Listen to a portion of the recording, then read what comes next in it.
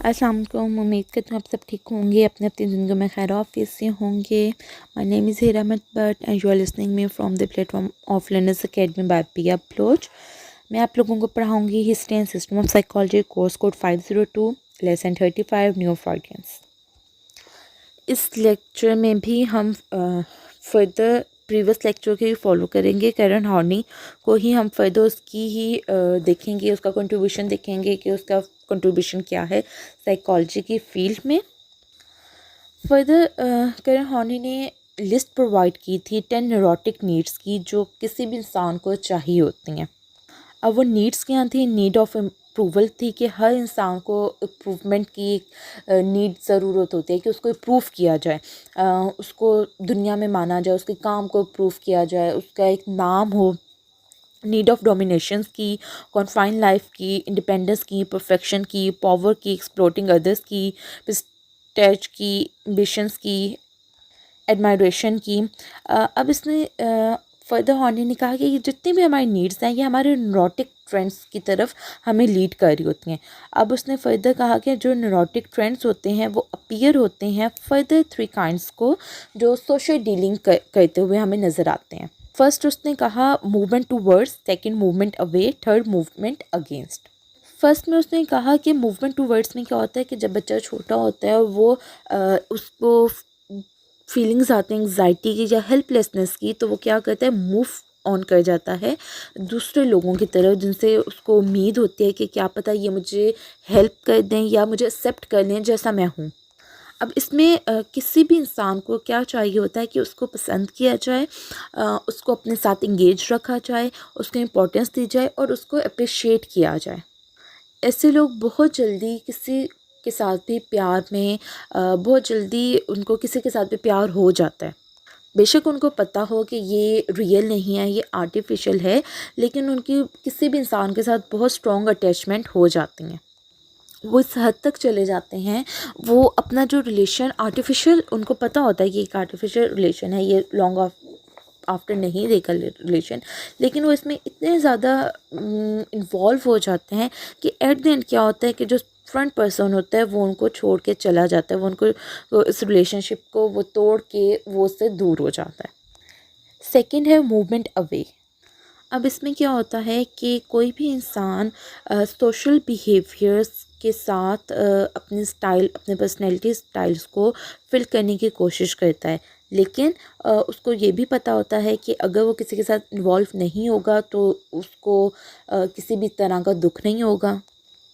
जब वो किसी के साथ इन्वॉल्व नहीं होंगे तो इमोशनल पेन्स ऑफ रिलेशनशिप से वो दूर रहेंगे, और जब वो किसी के साथ अटैच नहीं होंगे तो जो पॉजिटिव एस्पेक्ट्स ऑफ रिलेशनशिप्स हैं वो उनके बरकरार रहेंगे। वो जब वो किसी से एक्सपेक्ट ही नहीं कर रहे होंगे तो वो उनको दुख भी नहीं होगा। एक्सपेक्टेशंस पूरा ना होने का हर इंसान को दुख होता है, तो उनको उस चीज़ का दुख भी नहीं होगा, और जब दुख नहीं होगा उनको कुछ फीलिंग्स नहीं होगी, इस टाइप की इमोशनल पेन्स नहीं होंगे, तो उनका पॉजिटिव एस्पेक्ट्स ऑफ रिलेशनशिप कायम रहेगा। लेकिन ये सारी सिचुएशन को क्या कर देती है, उनको एम्प्टी एंड अलोन फीलिंग्स ज़रूर देती है। नेक्स्ट है मूवमेंट अगेंस्ट। अब इसमें क्या होता है कि हमारी जो इनसिक्योरिटीज़ होती हैं या एंग्जाइटी होती है, हम उन फोर्सेस को अपनी पावर के थ्रू दूसरों में ढूंढने की कोशिश करते हैं। अब हम इसमें क्या करते हैं कि हम चाहते हैं कि सामने वाला हमारे बारे में अच्छा गुमान रखे और हमारी पर्सनैलिटी के बारे में हमेशा अच्छा सोचे। अब इसमें इस पर्सनैलिटी के जो लोग होते हैं वो क्या होते हैं, बॉसी हो जाते हैं, डिमांडिंग हो जाते हैं, सेल्फिश हो जाते हैं। फर्दर हॉर्नी ने इन तीनों मूवमेंट्स को कहा कि ये मूवमेंट, तीनों जो मूवमेंट्स हैं ये किसी भी इंसान की पर्सनैलिटी को या सोशल डीलिंग करते हुए बहुत ज़रूरी होती हैं। वो कोई भी ट्रीटमेंट जब कर रही होती थी, अपने ट्रीटमेंट मेथड में इन चीज़ों को वो यूज़ करती थी। न्यूरोटिक्स नीड्स को वो हमेशा अपने ट्रीटमेंट मेथड में इस्तेमाल करती थी। यहाँ पे हमारी कैरन हॉर्नी का टॉपिक फिनिश हुआ। नेक्स्ट टॉपिक है हमारा रिच फ्रॉम। रिच भी साइकोएनालिस्टिक था, वो ट्रेन एज अ साइकोएनालिस्टिक हुआ था, क्लासिकल फ्रीडियन था के मोड पे उसको ट्रेन किया गया था, लेकिन बाद में उसने भी फ्रॉइड के पॉइंट्स ऑफ व्यू को रिजेक्ट कर दिया था। उसने अपनी न्यू थ्योरी डेवलप कर ली थी और न्यू सिस्टम उसने अपना डेवलप कर लिया था। उसकी एक फ़ेमस बुक है जिसका नाम है एस्केप फ्रॉम फ्रीडम, उसने लिखी थी 1941 में। इस बुक में उसने लिखा था कि इंसान पैदा तो फ्री हुआ है, लेकिन उससे बहुत हद तक डिपेंडेंट रहना पड़ता है और फिर बहुत हद तक दूसरी चीज़ों से बिलोंग करके रहना पड़ता है, और ये इंसान की एक डिलेमिया है जिसके ऊपर उसको अपनी सारी ज़िंदगी गुजारनी पड़ती है। फर्दर उसने कहा कि इंसान पैदा तो फ्री हुआ है, लेकिन उसको एक्सपीरियंस करना पड़ती है अपनी फ्रीडम सोसाइटी के अकॉर्डिंगली, अपनी फॉर्म्स डिफरेंट टर्म्स के अकॉर्डिंगली उसको उसको फील करना पड़ता है। उसको उसमें चाहिए इंटरनल डिज़ायर्स भी उसकी होती हैं, उसको उनको भी देखना पड़ता है। उसके बाद उसको जब सोसाइटी में मूव करना पड़ता है, उसको सोसाइटी के नॉर्म्स एंड कंडीशंस को भी देखना पड़ता है। वो हमेशा, कोई भी इंसान चाहता है कि वो किसी ना किसी ऐसे ग्रुप से हमेशा इंटरलिंक रहे जिसकी कोई आइडेंटिटी हो, जिसका कोई नाम हो, जिस नाम से उसको जाना जाता हो। ये एक किस्म की बिलोंगिंगनेस है कि हम चाहते हैं कि हम किसी स्पेसिफिक ट्राइब से, किसी स्पेसिफिक सोसाइटी से या किसी स्पेसिफिक कंपनी से बिलोंग करते हो। हम बेशक वहाँ पे जिस मर्ज़ी जो मर्ज़ी हमारी हैसियत हो, लेकिन हम वहाँ से बिलोंग करते हो, हमारे नाम के साथ उस चीज़ का नाम आता हो। फरदौस ने फॉर्म ने कहा कि इस चीज़ को हम अफेक्शन भी हमारी हो जाती है किसी एक स्पेसिफिक जेंडर की तरफ, किसी स्पेसिफिक चीज़ की तरफ हम इसको अफेक्शन का नाम भी दे सकते हैं। फ्रॉम ने कहा कि इन जो हमारी नीड ऑफ फ्रीडम है या डिपेंडेंस है, ये क्रिएट करती है ओरिएंटेशंस को। अब ओरिएंटेशंस क्या हैं कि ये एक रिलेटिवली प्रोमिनेंट फॉर्म्स हैं जो जिसमें हम अपनी एनर्जीज़ को स्पेंड करना पसंद करते हैं। और उसने फर्दर 5 इसकी ओरिएंटेशंस की आइडेंटिफिकेशंस दी हैं। रिसेप्टिव ओरिएंटेशन में क्या होता है कि कोई भी इंसान ख़ुद को फोर्स करता है अपनी डिज़ायर को सेटिस्फाई करने के लिए कि किसी भी वो स्पेसिफ़िक पर्सन के साथ या किसी भी स्पेसिफ़िक ग्रुप के साथ वो इंटरलिंक हो सके। उसके साथ बिलोंग करने के लिए वो ख़ुद को इन्फोर्स करता है, अपनी जो फोर्सेस हैं उनको इन्फोर्स करके वो किसी अपने ख़ुद को सेटिस्फाई करने के लिए, अपने डिज़ायर्स को सेटिस्फाई करने के लिए। नेक्स्ट है एक्सप्लोटिव ओरिएंटेशन।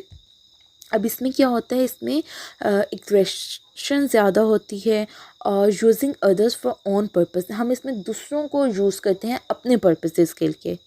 हॉर्डिंग ओरिएंटेशन में क्या होता है कि कोई भी इंसान अपनी फीलिंग्स को, अपनी चीज़ों को दूसरों तक नहीं पहुंचाता, वो दूसरों पे ट्रस्ट ही नहीं करता होता, हर चीज़ को अपने तक रखना चाहता होता है। नेक्स्ट है मार्केटिंग ओरिएंटेशन। मार्केटिंग ओरिएंटेशन में क्या होता है कि कोई भी इंसान ऐसा बिहेवियर या ऐसे मैनर्स अडॉप्ट कर लेता है जो दूसरे जिसको पसंद करें। अगर हम मार्केटिंग ओरिएंटेशन को एक नॉर्मल वे में एग्जांपल देके मैं अगर बताऊं, तो जो मार्केटिंग स्किल्स जिनको आती होती हैं, अब होता क्या है, वो बेच तो प्रोडक्ट्स रहे होते हैं ना, डोर टू डोर भी अक्सर लोग आके प्रोडक्ट्स सेल कर रहे होते हैं। अक्सर हमें मॉल्स के बाहर कुछ लोग नज़र आएंगे, वो ब्रांड्स के प्रमोशंस कर रहे होते हैं या कुछ भी। अब उन कभी हम कुछ से कुछ चीज़ें ले लेते हैं, कभी हम कुछ नहीं लेते। अब उसमें लॉजिक क्या होती है कि जो सामने वाला पर्सन होता है वो मार्केटिंग वैल्यूज़ उसको आते होते हैं, मार्केटिंग स्किल्स आते होते हैं। उसको पता होता है कौन से पॉइंट पे किसको क्या बात कहनी है कि वो मुझसे ये चीज़ परचेज़ कर लेगा। इस पॉइंट पे भी यही है कि मार्केटिंग ओरिएंटेशन में क्या होता है कि कोई भी इंसान खुद को मार्केट कर रहा होता है, खुद को मार्केट खुली है ना, हर कोई जाके चीज़ ले सकता है। इसी तरह से कोई भी इंसान खुद को मार्केट कर रहा होता है दूसरों के आगे थ्रू बिहेवियर। लास्ट है प्रोडक्टिव ओरिएंटेशन। फॉर्म ने कहा कि ये सबसे ज़्यादा हेल्दी वे ऑफ लाइफ है प्रोडक्टिव ओरिएंटेशन। अब इसमें क्या होता है कि कोई भी इंडिविजुअल को रियलाइज़ हो जाता है कि उसकी फुल पोटेंशियल है क्या और उसने किस चीज़ के ऊपर यूज़ करनी है। जो फर्स्ट 4 हैं, रिसेप्टिव, एक्सप्लोटिव, हॉर्डिंग और मार्केटिंग, ये कहा गया कि ये न्यूरोटिक ओरिएंटेशंस हैं। बाद में फ्रॉम जो था वो सोशल फिलोसफर बन गया कंपेयर टू साइको एनालिस्टिक के। वो उसने सोशल फिलोसफी को ज़्यादा सोशल साइकोलॉजी को उसने ज़्यादा फोकस किया। उसने अपनी राइटिंग्स या जो लेक्चर्स दिए वो फर्दर उसने अपनी पॉइंट ऑफ व्यू से जो उसने साइकोलॉजी को डिस्क्राइब किया या डिस्कवर किया या एक्सपेरिमेंट्स किए या अपने एक्सपीरियंसेस किए, वो उसने अपनी पॉइंट ऑफ व्यू से साइकोलॉजी को देखा और साइकोलॉजी और सोसाइटी को जिस पॉइंट ऑफ व्यू से उसने देखा उसी के पॉइंट ऑफ व्यू से उसने लेक्चर्स डिलीवर किए और अपनी राइटिंग्स उसके बाद उसने दी। उम्मीद करती हूँ आपको आज का लेक्चर समझ में आया होगा। अगर कुछ समझ में ना आया हो तो आप कमेंट सेक्शन में पूछ सकते हैं। नेक्स्ट लेक्चर तक के लिए अल्लाह हाफ़िज़।